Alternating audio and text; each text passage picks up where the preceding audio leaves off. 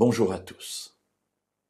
Je vais partager avec vous aujourd'hui une évidence, mais encore faut-il en tirer les leçons qu'il faut pour notre vie. La seule Bible dont Jésus disposait à son époque, c'est ce que nous appelons, nous, l'Ancien Testament, c'est-à-dire en fait la première partie de la Bible, qui parle de l'histoire de notre monde depuis la création jusqu'à quelques centaines d'années avant l'arrivée de Jésus. La deuxième partie, que nous appelons le Nouveau Testament, c'est l'histoire de Jésus, rapportée par les évangélistes, Matthieu, Marc, Luc et Jean, et ensuite l'histoire de la communauté des croyants, après la mort, la résurrection et l'ascension de Jésus dans le ciel. Donc, Jésus ne possédait pas cette deuxième partie, elle n'était pas encore écrite, elle va être écrite tout au long du 1er siècle. Il ne possédait que la première partie.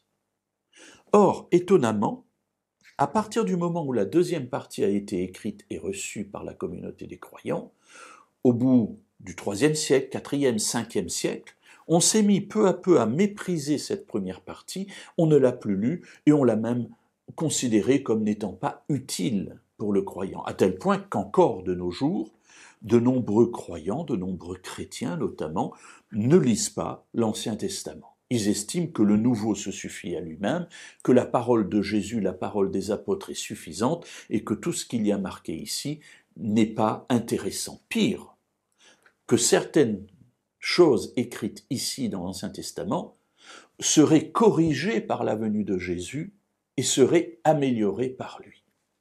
Mes amis, c'est mal connaître ce qu'est l'Ancien Testament. Tout ce que Jésus dit et fait, il l'appuie. Et les apôtres après lui feront la même chose par ce qui est écrit dans l'Ancien Testament. Ce qui veut dire que pour comprendre le Nouveau, il faut connaître l'Ancien. Lisons, si vous le voulez bien, une parole de Jésus qui s'adresse à ses contemporains.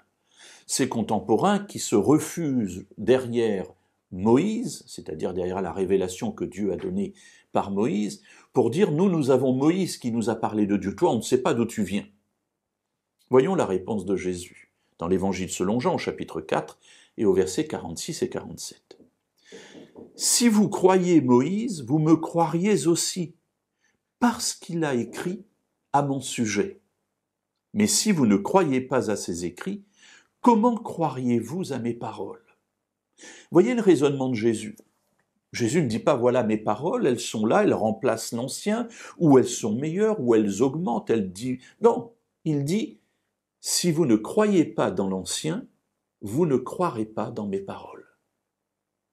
Mes amis, j'aimerais vous interpeller sur la nécessité de lire ce que nous appelons, nous, l'Ancien Testament, que l'on peut appeler aussi le Premier Testament, qu'il y en ait un premier et un deuxième, ne change rien à l'histoire, même pour les apôtres, c'est-à-dire pendant tout le 1er siècle de notre ère, après la mort et la résurrection de Jésus, la seule Bible qu'ils avaient, c'était l'Ancien Testament. Comment pourrions-nous mépriser une telle révélation et la mettre de côté en disant « il y a mieux ailleurs ».